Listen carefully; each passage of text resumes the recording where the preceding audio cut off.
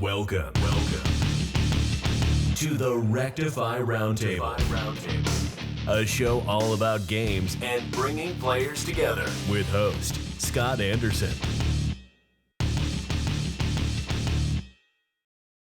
Hello, everyone, and welcome to episode 5 of the Rectify Roundtable. I'm your host, Scott Anderson, and I am excited to be back with all of you once again. Every time we go live here, we aim to bring you intriguing conversations from around the world of gaming and esports, and I am stoked about what we have planned for you today. Before we introduce the stars of today's show, however, I do want to remind those tuning in live on Twitch that we encourage participation. So feel free to send in those burning questions for our guests. I'm actively monitoring the Twitch feed, so is my boy Ty, and he's going to drop those in Discord for me if we've got some good questions coming through. So feel free to drop those in, and I'll try to get to them as best as I can throughout the show. We also have at least one giveaway today. I know for sure we might have two. That depends on you, though, so let's get those hype in the chat and bring everyone in so we can have great conversation today. With all that said, let's get to the actual reason why you've all tuned in. This trio of creatives joining me today are all about making your moments, websites, and campaigns look amazing. And without them, the look of most websites and esports matchups would probably revert back to the early 2000s, and we all know how bad that was. Drop some PogChamp emotes in the chat for Amy, Ben, and Isaac. Hello, everyone. How are you doing this fine Saturday? Hi, okay. I'm doing good, thanks. How are you? I am doing fantastic. Ben, how are things over there for you? Doing great. Really happy to be here. Thanks for having me on. Oh, my pleasure, my pleasure. Isaac, how are things for you, man? I'm doing pretty good. How are you? I am doing good. I'm feeling good. It's been a little while since we've had this, and I am really excited that we're back and able to have this great conversation with you guys today. And as I said earlier, I'm really stoked. I'm constantly fascinated by the skills of creative individuals like yourselves, artists in general. And since my own skills are middling at best, let's be honest, I'm excited to talk to you guys about your process and how this became such a big part of your careers. So just wanted to start things off by having each of you introduce yourself, talk about your history in design work a little bit, and how you got started. Amy, let's start with you. Hi, I'm Aim. I'm a graphic designer working for PG Esports and Team Endpoint. I got into esports early last year after a project with the university, but I've been in the gaming industry since 2012, designing the YouTube banners, on Skype chats and all that. But now I'm a freelance graphic designer. Awesome. Great. Thank you for joining us today. I really appreciate it. I know time zones are different between all of us right now, so getting this together was tricky. Amy's over in the UK, and so really glad you were able to join us. Ben, how about you? How did you get your start? So actually, I was recommended in high school to take a graphic design class. Yeah, so I actually currently work with United, who are a North American esports brand, and I started with them in 2018. I actually was first introduced to esports through, believe it or not, just gaming in general. I was actually started in Minecraft, which actually was where I started doing graphics and stuff like that for other people based within that. So Minecraft was actually how I started learning Photoshop and all that, because that actually got me interested. And overall, that's kind of where I got into it. But also just game design in general. That kind of started a lot of things for me in that regard. But eventually, I was talked to by a lot of one of the college professors. Actually, one of the college professors when I spoke to actually got in. So they told me, you should really do this. And that's kind of how I kind of pushed myself. I want to start doing this for a living. So here I am, which is Awesome. Pretty awesome. That's great. Well, again, thank you, all three of you, for joining us today. Yeah, no problem. So just found out, Ben, you had a little problem with your mic at first. It wouldn't be an episode of the Rectify Roundtable if we didn't have some sort of mic issue at the start, but that's all right. Ben, you introduce yourself a little bit, and then the first question was going to be, how did you get involved in designing for esports and gaming Okay. organizations in the first place? So, Ben, why don't you go ahead and start us off with that? All right. Well, so basically, I started out designing in high school when a class was recommended to me by my mechanical drawing teacher, and I didn't really think nothing of it. And I just sort of like, started having fun making, random designs, memes and whatnot. But that soon transformed into me designing for Rectify here, and also I work for the Mbox family, which owns New York Subliners, New York Excelsior, and I do apparel for them. Outside of esports, I work full time as a social media graphic designer for AstraZeneca, the pharmaceutical company. And then I guess I can just go into the first question of how I started getting into designing in esports and for organizations. And it's kind of a funny story. I started out, in gaming as everyone else did through gaming. I wanted to become a trick shotter for FaZe, like every other middle schooler. Everybody's dream.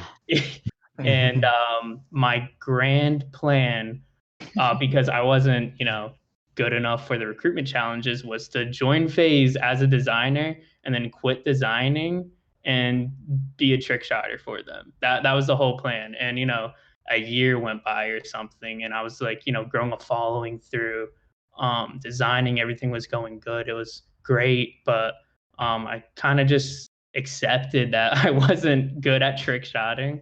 I'm way better at designing, and I started having a lot of fun with it. Getting that first client to pay me like $10 for a design, I thought that was like the coolest thing ever. And I was like, wow, I can actually, just do this in my free time. And here I am today. Awesome. No, that's great. Isaac, how about you? How did you get involved in designing for esports and gaming? So long story, in some cases, kind of a long story. So I actually started working with, I guess do you want to call it clans? Do you want to call it guilds nowadays? I call it clans, guilds, but gaming kind of guilds. And I actually started, I believe 2016 was when I initially started doing this more officially. But, that was kind of where I generally started. I actually hopped around a lot. Hopped around a lot. I was a team hopper, if you want to put it that way. But I hopped around a little bit, and eventually in 2018, I got a call. We'll just call it a call. I'm just going to say a message, even though both are the same thing. But I was reached out to by John, who's wonderful director of marketing for us at United, and I was reached out to him. I was reached out by him for the position with the United, and eventually the rest is history. So in that regard, but that job was more my official professional type of experience. Although my official time was in 2016 when I first started in the community.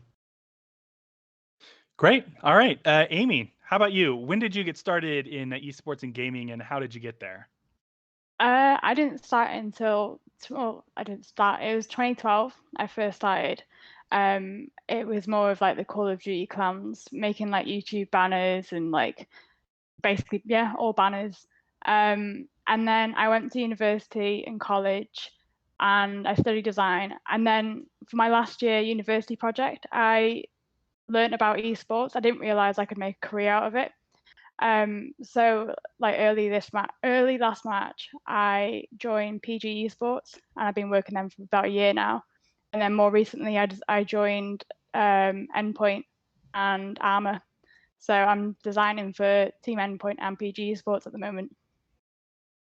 Awesome. That's fantastic. If you could clarify something for me real quick, because I'm a dumb American, what's the difference between university and college in the UK? So you've got high school, college, and then university. Got it. Thank you. See? Yeah, learning something every day. All right. So I want to get into more of the projects you guys have worked on in the past. What have been some of your designs or projects that you're most proud of? Not necessarily your best work per se, but something that you really loved, maybe like a passion project. Amy, let's start with you on that one. I think I'd say more of like my favorite client in terms like I'm most proud of would be the Simon Wilson project. Like he's a YouTuber, a traveling YouTuber, and I illustrated some stickers for him. That would be one of them, and the other one would be working for Ben Stokes, the cricketer.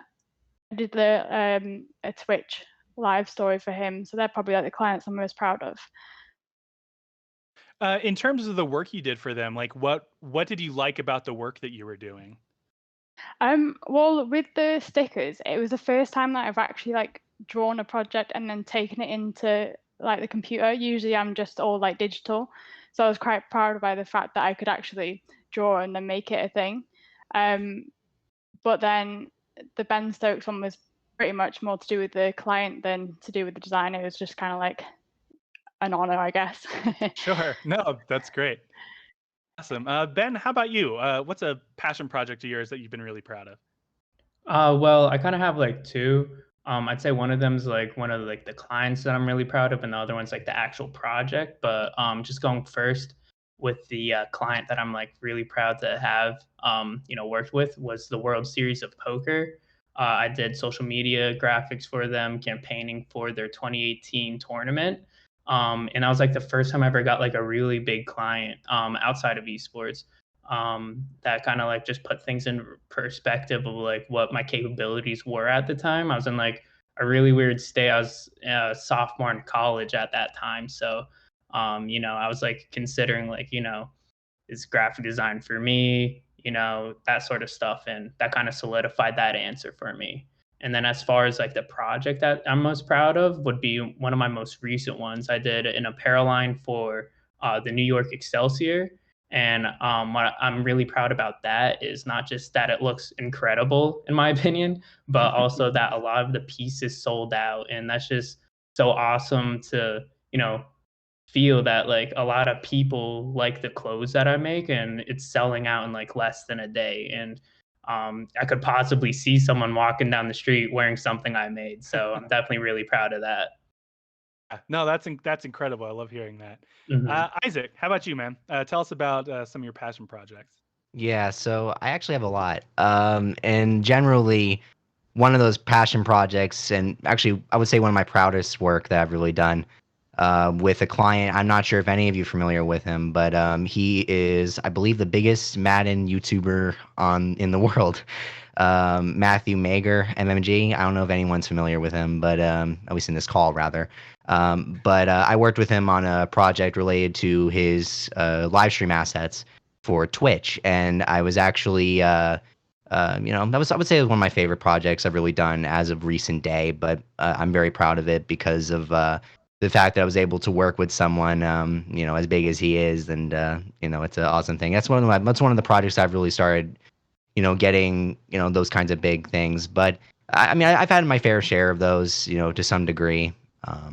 But in general, I would say that's one of my more passionate projects, and also a lot of the work that I've done for United, and generally that. So yeah. Awesome. Great. Well, I want to let people in chat know that we're going to be doing our first giveaway here in just a couple of minutes. Ty's going to be running that for us in the chat, so pay attention over there. We're going to be giving away Control, which is fan-freaking-tastic. I just got it thanks to PlayStation Plus about a month ago and was able to get all the way through it, platinum the game. It's amazing. So that is on Steam, the copy that we're going to be giving away. So if you're interested in participating in that giveaway, attention to the Twitch chat. And again, feel free to drop any questions you may have for our panelists over there, and we will answer those questions for you. Moving right along, I wanted to get an idea from you guys more of what it's like being in the design sector, working in that sort of industry in general.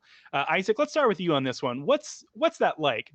What's the landscape like for designing in gaming and esports? Like, do you feel like the talent pool has become saturated?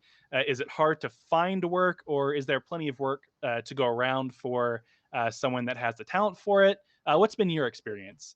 I mean, my experience in a lot of ways when it comes to this overall community, like, first of all, in 2016, it was completely different, like a much different type of scene when I first started. And honestly, the majority of the people that, I guess you can say from design community standard, I'm just going to put it that way because I don't know if many will know what I'm talking about there, but There were some people that I actually looked up to back then that maybe aren't really as noticed now. And that in general is okay, to some extent. But I mean, when it comes to the overall scene and landscape, I would say it's pretty fresh. I would say it's a very fresh landscape currently. Although I will say the chances of getting into more of, let's say, a position where you can really start making money for a particular company. I mean, chances are a little slim nowadays now, maybe due to COVID. Certain things in that regard Sure. when it comes to like design and all that. But I will say, I think in the future more positions are going to open up and more is going to happen. And I think overall we have a very young community, but also a very strong and very talented community and industry when it comes to the creative field. Amy, how about you? What has your experience been like in that regard?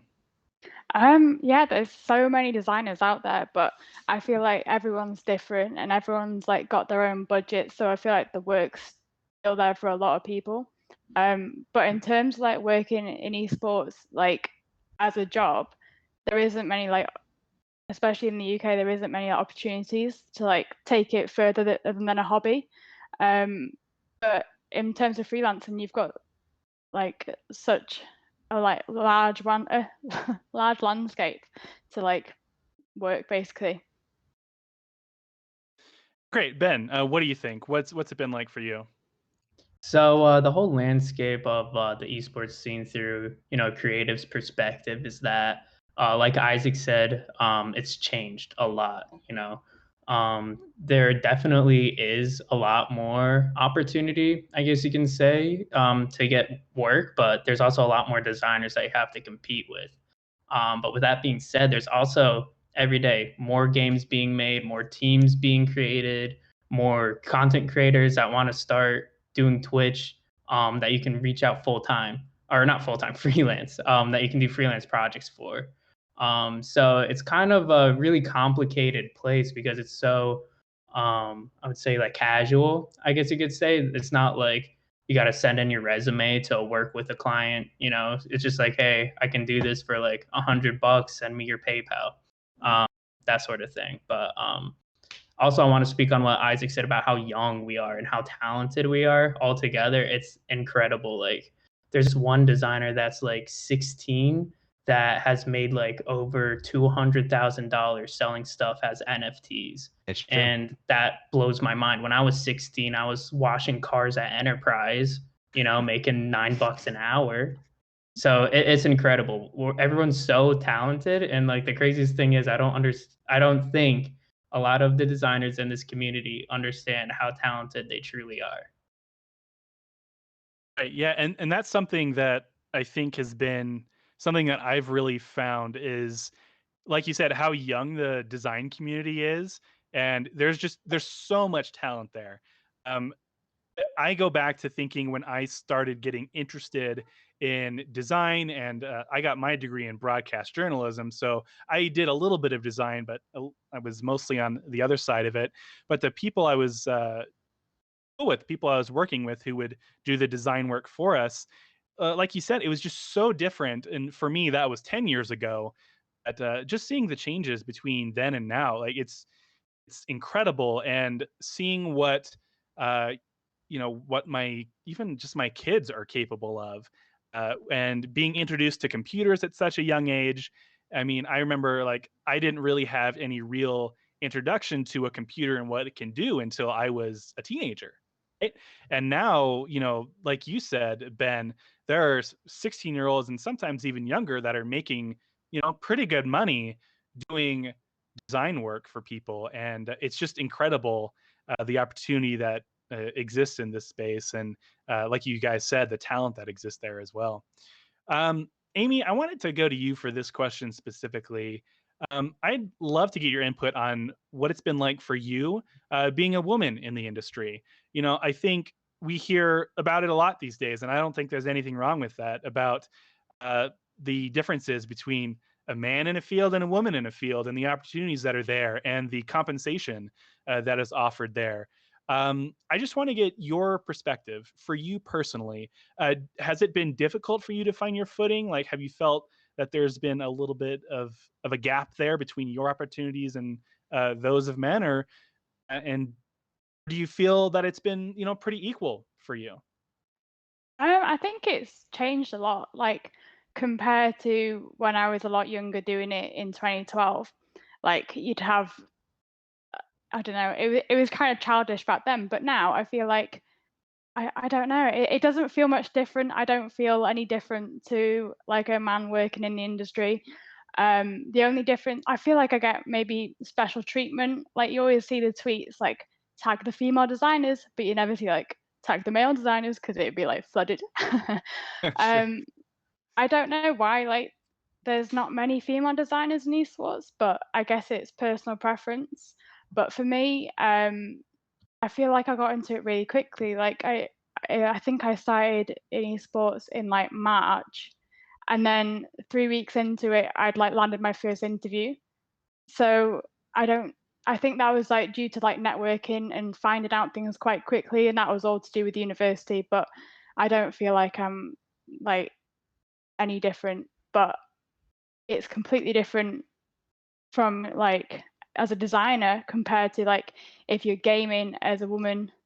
Like you obviously get like people being like, "Oh my god, you're a girl and you game," but other than that, there's no different. Sure. Oh, I mean that's encouraging to hear. I've worked in corporate sectors for most of my career, and it's certainly something I've seen. Um, and it's something that everyone needs to work on, and it's something that I think as younger generations get older, hopefully that will phase out a little bit more because it's just not something that exists anymore. But as sort of a follow up to that question, Amy, and this can be answered by any of you, what do you think is the pathway forward for greater equity in the design space? Amy, like you said, you don't feel like there is a lot of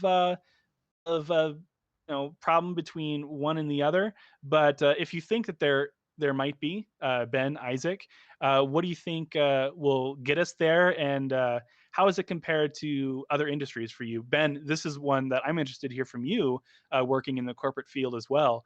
Hmm. What have you seen, and what do you think are steps forward for that? Ben, let's start with you on that one. So, yeah, as I mentioned before, I work for AstraZeneca full time. Very recent. I'm like a month in, but I'm working full time in that industry, so I can, kind of contrast what the esports industry is to the pharmaceutical industry. Two completely different industries. One pharmaceutical industry being extremely professional and regulated, and then esports industry is like it's very casual, as I said before. But the esports industry is developing, and the key thing about that is developing. It's not done. Like we talked about earlier, 2016, way different atmosphere. So honestly, I think the best thing for esports is just time. Over the years, over the months, people are going to start taking esports way more seriously. I mean, right now we have teams that are representing cities in different games like Call of Duty and Overwatch. We have whole leagues. Sometimes, esports is on TV. It's growing, and I think with the overall growth of esports will also come with the overall growth with full time opportunities for creatives. I've talked to a lot of people that have these full-time jobs as creatives, and they said like, yeah, they get salary, they get benefits, they get vacation, all of that, and it's a very possible thing that wasn't possible a few years ago. And it's just promising to see that more of these opportunities will come. But I think the biggest thing is just gotta wait, be patient. As time goes on, it's gonna happen. Great. Yeah, Isaac, is there anything you'd like to add with that? Honestly, I mean, I think what Ben has spoken about, how, just in general, we had all these benefits have come through. I mean, that we didn't really have, that few years ago.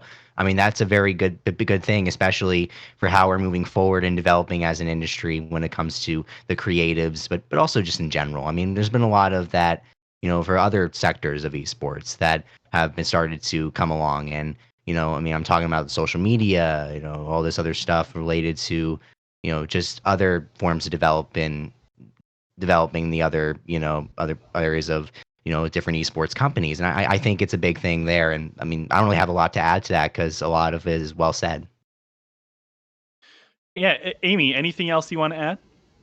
Yeah, I mean, I don't know any different from being a freelancer in esports to like industry. All I've done through like my whole career is just designing for esports. The only thing I can compare it to is like education. So like in university, it was dominated by women, but compared to like industry, it's dominated by men. So I guess there's a bit of a difference there. And that turned into a great segue. Amy, we have a question for you from chat from Georgina. I think that was enough A's. Do you think... Okay. Oh, someone won the giveaway? Oh, Georgina won the giveaway too. Oh my gosh, look at that. Nice job. The question, though, is do you think that studying graphic design at college and university benefited you now? And would you recommend it to others? What was your experience going to university? I preferred university in terms of like the lifestyle of like getting to know people. Like it definitely opened me up like more as a person. But in terms of design, like I think the only thing I could say is that it forced me to design things I wouldn't usually want to do, to take on projects that I wouldn't usually do. And I guess it helped me with like esports as well, because my last university project was 3 weeks of designing every day for an esports like team or like player, just to get myself out there. So I guess it has helped. I definitely recommend it, just because like even esports teams now, they want a degree. Like they're going to pick someone with a degree over someone that doesn't. So I do recommend it in that sense. Well, thank you, Georgina. Thank you for asking that question, and congrats on winning the giveaway. I will. Well, Ty will get in touch with you, and I've got the code. I'll get that to you down the road here in just a little bit. All right. Ben, next question is for you. This is also from chat. This is from Jake Maverick, who I feel like you might know. Oh, I know. If you could go back in time to the start of your design career, would you do anything different? Ooh, that's a good question. And yes, I would. Because back then, when I started my design career, like I said, my whole motive was to join FaZe and stop designing as a whole and just be a trick shotter. So weird to think about. But I was very young and very dumb. A lot of times I was like, screw design. I'm not designing anymore. And I would just stop designing for like months. And I really wish I could go back and get those months back and just improve over time, because I'm here and like right now design is like everything to me. It's it's a career and it's also a hobby for me. It's something fun that I do in my free time. It's like a very huge aspect of my life. And I wish I kind of like had that knowledge that like, I'm gonna stick with design and get all the months I took off back, just because I was just stupid and just, wanted to play video games or something. And just like I still play video games and all, but like I needed to get those months back for sure. It's weird to think that I could have been so much further in my skill set than I was before, because of those months I just took off. It could probably all added all together to like years of time that like I just didn't design. It would happen. It would happen frequently. But yeah, I wish I just kind of like, was a little bit more disciplined in that matter. Everyone deserves, a couple days off, a little vacation, but wish I didn't think of like quitting so many times and going months without designing for sure. That's good. Jake Maverick, thank you for the question. That's really great. Isaac, actually, I want to ask you that question as well. For you, is there anything from the start of your design career that you wish you would have done differently? Maybe changed how your trajectory would have gone? I actually think changing the changing the trajectory of, I guess just in general of my path to how I got here, to some degree, and that's more of a broad way to put it, but generally speaking, I would have probably started wanting to get down to like learning more principle, just in general, because when I first started, I never really was like, oh, I just want to make things. I don't want to worry about any of those rules or types of things. But in general, I mean, the rules are there to really help you. So, I mean, I might as well just, use those to my advantage. They're really there to help you create better work. And, I think in general, that was where when I first started getting to know those, I guess not really later, a little bit later. I won't say like real later, but just later on, I started to catch on with those kinds of things. I was mostly self-taught from the beginning, but that's kind of how I would have probably wanted to. I would have wanted to go back and just, try to go to those again and revisit that. But yeah. So Great. Well, I am excited for this next part because we get to show off a little bit of your work. Amy, we're going to start with you. So just so Twitch knows, I asked each of the artists to submit a piece of work that they had done, and they're going to talk a little bit about it and tell us a little bit about their process and what went into the design choices that they made. So Boggs, who's running our production, thank you, Boggs, by the way, is going to get up Amy's piece here. And Amy, we're going to have you talk a little bit about it and let us know how it went. So there you go. This is That Guy Mint and some work you did for him. So talk to us about it. Yeah. So he came wanting to like revamp his Twitch. The branding was done by the other designer in Endpoint, Sammy.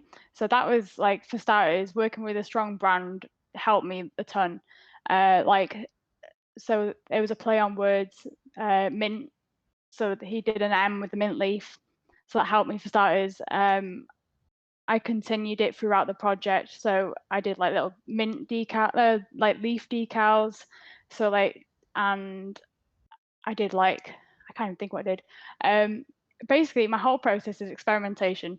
I stamped the logo a ton of times to make a nice pattern, and then it turned out to look okay. And from there, it kind of just flew. I can't know how to explain it, but yeah, that it is literally. I thought of everything to do with leaf, just stamp it on everything, and that's what I did. That was my whole process. Yeah, no, I love it. It's super clean. I like the sort of like minimalistic feel it has to it with only like a couple of colors. And like I said, it just looks super clean. And I think anytime too, like I always use like word association whenever I'm thinking about design. And when I think about mint, I think about clean and fresh and stuff like that. And so that's why that design that you did, yeah, he put it back up. That design just, again, it makes me think clean and fresh and like mint. It all like works really well together. And when you showed me this, I absolutely loved it. So thank you for sharing that with us. All right, next up, we're going to show Ben's work. Ben, you get to talk about this one. I super love this one. I'm like a little bit biased towards this one simply because it involves Vince Carter, and he's one of my favorite basketball players of all time. So Ben, talk to us a little bit about this design. Where did it come from? Why were you designing this in the first place? And a little bit about your process for it. So just starting things off, for those that don't know, I'm a huge basketball fan outside of esports. So this was actually the very first T-shirt that I've ever designed. I was just messing around designing something for Vince Carter, not actually for him. I was just, doing some fan art. And then I was like, this might look cool on a T-shirt. So I mock it all up on a T-shirt. And this is like the design that it came with. It was for his retirement, because it was during like his last season. So, I thought that was pretty inspirational. And I'm a huge Vince Carter fan. So I wanted to make something, that I'm passionate about. So that was that. So I posted it on Twitter, and Vince Carter actually retweeted it. And I got all these people commenting on it, like, "Yo, where can I buy this? Where can I buy this?" And that literally sparked my interest in apparel. If it wasn't for that T-shirt, I probably wouldn't be working with the brands that I do now. As I said before, I work with the Subliners and Excelsior. specifically for apparel. And it was a dream of mine ever since the CDL started to be involved in that. So if I never made this Vince Carter t-shirt, and if Vince Carter wasn't such a cool guy to give it a retweet, I wouldn't be involved in probably my favorite concentration of graphic design that I am now. Awesome. And let's keep this image up for just a second. The image of him dunking, that's from the 2000 dunk contest, right? Yeah. Yep. I just want to make sure I got this right because that was the best dunk contest I ever seen. Oh yeah. So talk a little bit about what's written on it's a little bit harder to see, at least for me, maybe that's just my screen, a little bit harder to see some of the text. Talk a little bit about the text that's involved here and like why that's important. Well, it's really important because one, like I said before, it was for his retirement. So it kind of like alludes to all of his accomplishments, that are all very incredible. He was, a basketball player for 22 seasons. You see that on the first T-shirt, and then on the back T-shirt, back of the T-shirt, we have some stats from his whole entire career, his points, rebounds, assists, and all that. And then we have the half human, half amazing, because that was like kind of his nickname. And then there is also a stat that he competed throughout 4 decades, which was just incredible that I have on that. So it's kind of like a T-shirt slash memorabilia slash overall career stat highlight all put together. Awesome. I love that. Thank you for sharing that. Again, love it so much. All right, Isaac, next up is you. And you gave me a really awesome profile of like a whole bunch of stuff. I picked one out specifically because I love Rocket League, despite the fact that I suck at Rocket League. But let's pull up Isaac's design here. And you did this for a whole rebrand. It wasn't just this one image. So you can talk about the image and then talk to us a little bit also about the rebrand and how that worked out for you. Yeah, so I mean, that in general, the image that is shown up there actually is, like you said, it's a part of the project, but I would say it's more of a preview for, well, it is a preview for a Rocket League match that we had a while back. But it was one of those graphics that we did, but in general, the project that that was going on there is actually it's been going on for months. It was around for months, and that was actually, I was also a part of revising the United logo that we had initially. And in the project, it actually shows, I think it was one of the first images shown up. It's the comparison between the original logo and the new logo, which is out and it's live right now. So I was responsible for revising it, which I'm honestly really proud of. And, it's one of my proudest moments, I will say, in terms of my esports design career, But it's a really awesome feeling to see that on, merchandise to digital work to, just in general. Of course, I got to give credit though to the original designer of that of the original concept. I believe his name is Zach Deagle. So I will give him credit on that. But I was responsible for revising it, which I'm really proud of. So. Awesome. Yeah, no, I think it looks great. Like I said, I love Rocket League and I love the designs you can do with it, and that looks really cool. What's really awesome too, if you guys are interested in this work specifically, we Ty dropped Isaac's Behance link in the Twitch chat, so you can click on that and you can go take a look at all the work that he did for that. There was a lot involved. Unfortunately, I was only able to pick out one image, but there was a lot to look at. So feel free to click on that and you can go check that out. And so last question here. This is from Kurt Designs in Twitch chat.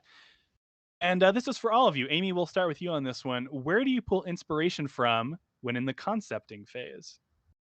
It's mostly like Behance and Twitter, really. Like I always make mood boards for like a big project and pick like little things off each project and make it my own. If I'm really struggling, I'll like draw boxes to like get an idea of a layout, but it's always like Twitter and Behance I go for. Great. Ben, how about you? Where do you get concept phase design inspiration? First off, Kurt, thanks for tuning in. I know him. I know him too. Secondly, for inspiration, I kind of pull it from all social, like all media outlets, Twitter, Instagram, and I think most importantly would be Behance and Pinterest are like my big inspirational outlets. But I also like to step away from the screen when conceptualizing a design. So, sometimes I go on walks, sometimes I go, driving somewhere. And then also I have recently got into some graphic design books that have inspired me to, take new approaches on different graphic design techniques. Great. And then Isaac, how about you? Yeah, so honestly, it really can come from anywhere to some degree, but primarily Pinterest, Behance. I also do look at other sites like I believe there's also some other sites for like stock imagery. Sometimes I look at those sites, like I don't know if you heard of Unsplash, Pexels. I mean, those are just random. Those are sites actually for royalty-free images that you can actually use. Sometimes that actually comes from that, but majority of it though comes from Pinterest, Behance, Dribble is another one. Dribble's a very good one. And just in general, those kinds of sites. And I try to pick it apart a little bit. Sometimes I pick apart, certain things a little bit. And maybe not necessarily try, but in general, just kind of taking certain things from that, drawing it, concepting, just in general, just doing those things to, start planning ahead and going from there. Excellent. All right. Well, that brings us to the end of our show. Gosh, that went by really fast. Wow, that's crazy. Time flies. Yeah, thank you guys Flew for by. joining in. I want to give each of you the opportunity to let everyone know where they can find you on social. You can plug where they can find your work as well. So, Amy, let's start with you. Let us know where everyone can find you on social and where they can see your work. Yeah, so it's ALJ Graphics on everything. I'm like 15 followers away from 2K, and I'm doing a giveaway, so go follow. Another giveaway. And then jonesamy.com is my portfolio site. Great. Ben, what about you? So you can find me at Pixel Nerd Ben on Twitter and Instagram. Those are the only ones that I'm really on. I'm a little over 500 away from 2K. I'm not doing a giveaway, but follow me. And as for my work, you can find it on behance.net/Ben. Great. And Isaac, let us know. You can find me. Sorry, you can go. I'll go ahead and. But we all can go ahead and find me on Isaac K Designs on everything, and you can also search my work on isaacdesigns.com, and essentially that's where you would find me. I'm not doing a giveaway either, but you can go ahead and follow me right there and follow. All me. right. Well, we're also dropping all these links in the Twitch chat. Again, you guys can find them there. But again, Amy, Ben, Isaac, thank you so much for joining me today. It was a really great conversation. Anything you guys want to end off with? Anything you feel like you need to say before we go? I have something to say to all of the designers tuning in. I guess I'll just say, keep designing, keep doing, crazy creative work in this esports industry. I know sometimes it can be tough. There's a lot of bad things that can happen in esports from a design perspective, but there's also a lot of great things that can happen. So, just thinking about that question you asked, that Jake asked me, what I would change, going back in time, just, keep pushing. If you need a day off, take a day off, but don't quit for months. Yeah, what I'd change would be start After Effects early because it's a pain. And talk to anyone you want to. Like, designers are just designers. It doesn't matter what team's behind them, just message them and just have a conversation, network a lot, and that's about it. Yeah, pretty much everything that's been said as far as networking, all that. Just keep pushing. Obviously, burnout can come in the way, but don't let that get to you. And just keep going. And take breaks when you can. Everything. Just go in and the grind's real. Yeah. All right. Well, again, thank you guys for joining me. That does it for this episode of the Rectify Roundtable. Be sure to keep an eye on the Rectify Gaming social channels for announcements of upcoming shows, as well as news and updates on our various esports teams and content creators. Until next time, I'm your host, Scott Anderson, and thank you for tuning in.